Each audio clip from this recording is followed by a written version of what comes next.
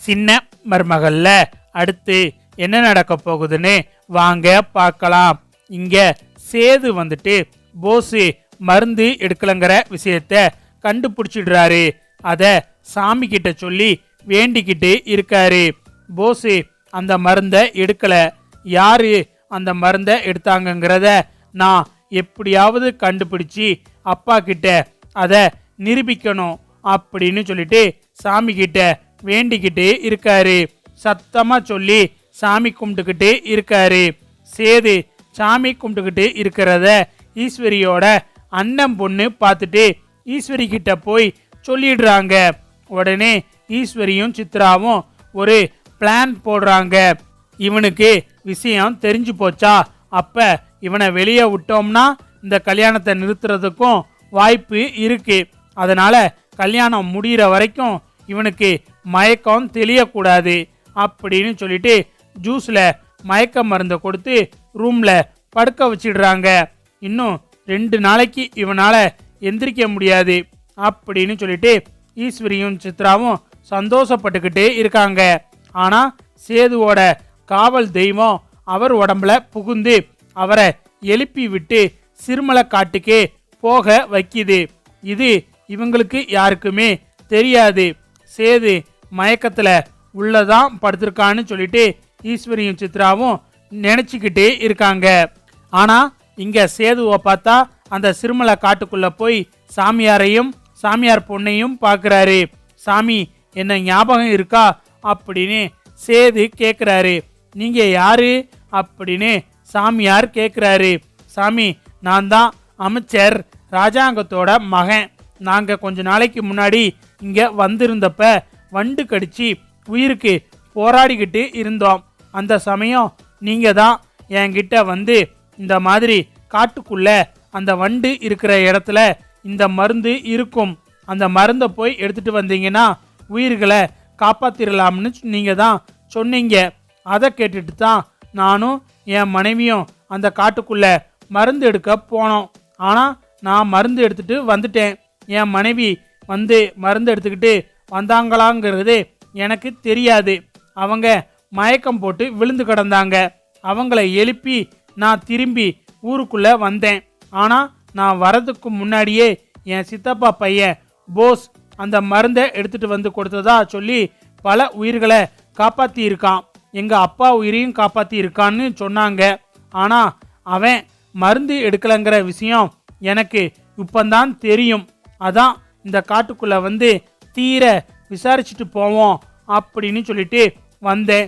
நீங்க தான் சாமி எனக்கு ஒரு நல்ல முடிவு சொல்லணும் அப்படின்னு சேது சொல்லவும் பக்கத்துல இருந்த அந்த சாமியாரோட பொண்ணு சொல்றாங்க. அந்த மருந்து எடுத்தது உங்க சித்தப்பா பையன் போஸ் கிடையாது. அந்த மருந்து எடுத்தது ஒரு பொண்ணு தான். இங்க பாருங்க அப்படின்னு சொல்லிட்டு காட்டுறாங்க. அதுல போஸ் தமிழை அடிச்சு போட்டுட்டு அந்த மருந்து எடுத்துட்டு வர்றது தெரிய வருது. உடனே சேது அந்த பொண்ணை பார்த்து கையெடுத்து கும்பிட்டுட்டு சொல்றாரு, இந்த விஷயத்த எங்க அப்பா கிட்ட நீங்க வந்து சொல்லணும். ஏன்னா இப்ப அவனுக்கு எங்க அப்பா வந்துட்டு தன்னோட உயிரை காப்பாத்தினாங்கிற ஒரே காரணத்துக்காக அவனை ரொம்பவே நம்பிட்டாரு. விடிஞ்சா அவனுக்கு கல்யாணம் எங்க அப்பா தலைமையில தான் அந்த கல்யாணம் நடக்க போகுது. ஏன்னா எங்க அப்பா பார்த்து வச்ச பொண்ணு தான் அது. 10வதுக்கு அவனுக்கு 1 கோடி ரூபாயும் கொடுக்க போறாரு. அதனால அவன் நல்லவன் கிடையாதுங்கிறத நிரூபிச்சே ஆகணும். அந்த கல்யாணத்தையும் நிப்பாட்டணும். இத நிரூபிக்கிறதுக்கு தயவு செஞ்சு என் கூட நீங்க 2 பேரும் வரணும் அப்படின்னு சொல்லிட்டு சேது சொல்றாரு. சரிப்பா, ஒரு நல்ல விஷயத்துக்காக நாங்க கண்டிப்பா வாரோம் அப்படின்னு சொல்லிட்டு சாமியார் சொல்லவும் சேது வந்துட்டு சாமியாரையும் சாமியார் பொண்ணையும் கார்ல ஏத்திக்கிட்டு திரும்பி வீட்டுக்கு வராரு. இங்க வீட்டுல கல்யாண வேலையெல்லாம் தடபுடலா நடந்துகிட்டு இருக்கு. அப்பந்தான் ஈஸ்வரி வந்துட்டு காவியாவுக்கு ஃபோன் பண்றாங்க. காவியா, நீ எதையும் மனசுக்குள்ள நினைச்சுக்கிறாதம்மா. என் மகன் பண்ணது தப்பு தான். ஏதோ சிறுபுள்ளத்தனமா பண்ணிட்டான். நீ அதை பெருசுப்படுத்தி இந்த கல்யாணத்தை நிப்பாட்டிராதம்மா.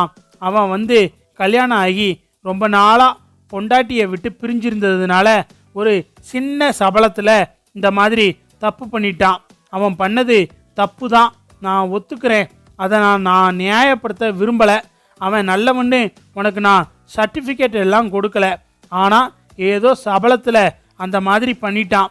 ஏன்னா கல்யாணம் ஆகி அவனும் 2-3 வருஷமாக தனியாக தான் இருக்கான். அதை பயன்படுத்தி அவனுக்கு ஆசை காமிச்சு அவனை தப்பு பண்ண வச்சிருக்காங்க. அவனும் அந்த இடத்துல ஏதோ தப்பு பண்ணிட்டாமா. நீ அதை பெருசாக எடுத்துக்கிடாதம்மா. தயவு செஞ்சு இந்த கல்யாணத்தை மட்டும் நிறுத்திடாத காவியா, உன்னை கையெடுத்து கும்பிடுறேன் அப்படின்னு சொல்லிட்டு ஈஸ்வரி ஃபோனில் ரொம்பவே உருகி உருகி பேசுகிறாங்க. அப்பந்தான் காவியா ஒரு முடிவெடுக்கிறாங்க. சரி, இதை நம்ம இப்போ எதுவும் ஃபோனில் பேசக்கூடாது.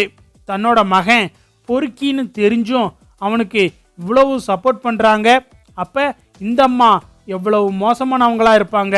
அதனால் இவங்க 2 பேர்த்தையும் கல்யாணம் வரைக்கும் கொண்டு போய் தாலி கட்டுற நேரத்தில் இவங்களை அசிங்கப்படுத்தணும் அப்படின்னு சொல்லிட்டு காவியா முடிவெடுக்கிறாங்க. சரி ஆண்டி, நான் எதையும் தப்பாக எடுக்கலை. நீங்கள் இவ்வளோ தூரம் எடுத்து சொன்னதுனால நான் அதை பெருசாலாம் எடுக்கலை. நீங்கள் எதையும் நினச்சி பயப்பட வேணாம். போஸ்கிட்டையும் சொல்லுங்க, நாளைக்கு எங்கள் கல்யாணம் நல்லபடியாக நடக்கும் அப்படின்னு சொல்லிட்டு காவியா ஈஸ்வரி கிட்ட சொல்லிட்டு ஃபோனை வச்சிடுறாங்க. இங்கே ஈஸ்வரி இதை கொஞ்சம் கூட எதிர்பார்க்கல. காவியா தான் இப்படி பேசுகிறாளா அப்படின்னு சொல்லிட்டு ஈஸ்வரி ரொம்பவே அதிர்ச்சி ஆகுறாங்க. என்ன, இந்த காவியா இவ்வளவு சீக்கிரம் மனசு மாறுவான்னு நம்ம நினைக்கல. சரி, எப்படியோ நல்லபடியா அவ கல்யாணத்துக்கு ஒத்துக்கிட்டாளே, அதுவே போதும் அப்படின்னு சொல்லிட்டு போஸ்கிட்ட ஈஸ்வரி விஷயத்த சொல்றாங்க. போஸும் ரொம்ப சந்தோஷப்படுறாரு. என்னம்மா சொல்ற, காவியா உண்மையிலே என்ன மன்னிச்சிட்டாளா அப்படின்னு கேட்குறாரு.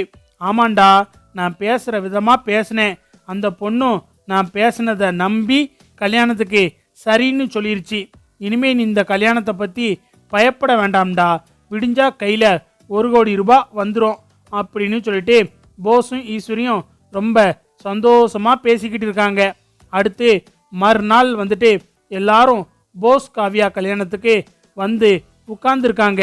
முகூர்த்த நேரமும் வந்துடுது. பொண்ணு அழைச்சிட்டு வாங்க, தாலி கட்ட நேரம் ஆயிடுச்சு அப்படின்னு ஐயர் சொல்லவும் காவியாவை கூட்டிக்கிட்டு மணமேடையில் கொண்டு உட்கார வைக்கிறாங்க.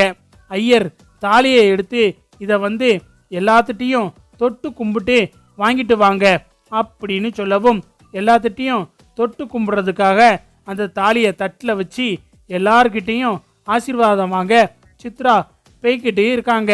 இங்கே காவியா கல்யாணத்தை நிறுத்தணும் அப்படின்னு சொல்லிட்டு நினச்சிக்கிட்டு இருக்காங்க.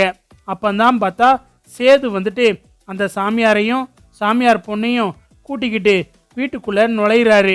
அப்பா, இந்த கல்யாணத்தை நிறுத்துங்க அப்படின்னு சொல்லிட்டு சேது சொல்லவும், என்னப்பா சொல்கிற சேது அப்படின்னு ராஜாங்கம் கேட்குறாரு. உடனே சேது எப்பா, நடந்த விஷயத்த இவங்க சொல்லுவாங்க, அதுக்கப்புறம் இந்த கல்யாணத்தை பண்ணுங்க அப்படின்னு சொல்லவும் நடந்த விஷயத்த அந்த சாமியாரும் சாமியாரோட பொண்ணும் சொல்கிறாங்க. அவங்க 2 பேரும் நடந்த விஷயத்த சொல்லவும் எல்லாரும் அதிர்ச்சியாகி நிற்கிறாங்க.